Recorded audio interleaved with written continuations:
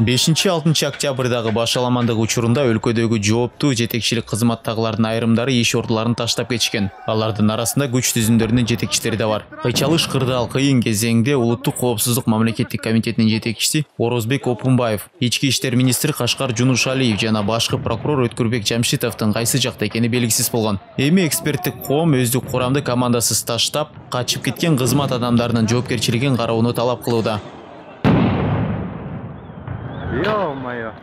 Соғыш таласында өз аскерлерин таштап кеткен командир ал командир эмес. Ал эми акыркы сөздөр менен айтса болот. Айткандай намысы бар, уят сыйты бар командир эч качан өздүк курамды таштабайт, акыр аягына чейин ошолор менен болуш керек.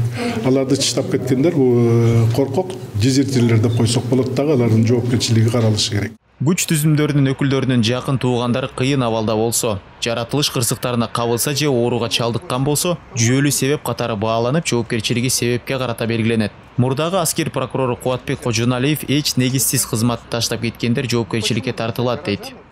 Эгерде ошо чегинен чыкса, же кызматын так аткарбаса, таштап кетсе, аны үчүн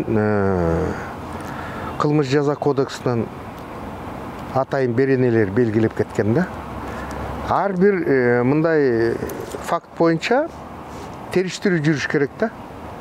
Эмне болуп кетти, эмне себеп болуп кетти, ооруп калдыбы? Баягы башка бир турмуштун бир мындай кыйын абалдарына болуп калган себептери болобу?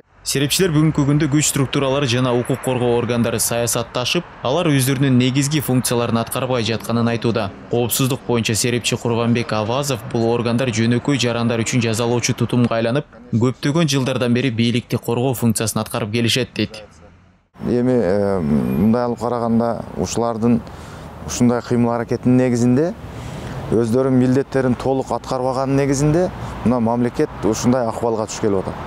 Эгерде булар өзүнүн милдетин ошо конституцияда жазылгандай аткарса, келип элге түшүндүрмө берсе, элдин алдына элден коркпой чыгып, болгондой айтса, мисалы үчүн мамлекет мындай акыбалга келбейт эле. Мен ойлойм, мындай кишилерди чын айтканда ушундай элди эмес, ушул биздин башчыларды жоопкерчиликке тартыш керек. Башкаларга сабак болуш үчүн. Учурдагы кырдаал кадрдык саясаттын маанилүүлүгүн дагы бир жолу көрсөттү. Эксперттердин айтымында кесипкөй эмес кадрлар өлкөнү азыркы абалга жеткирди. Кеткен бийлик бул катаны түшүнгөн болушу мүмкүн, бирок азыр кеч. Жаңы өкмөт эскилердин катасын эске түйүп, андан жыйынтык чыгарышы шарт. Максат Леспеков, Бакыт Кошалиев, 5 канал.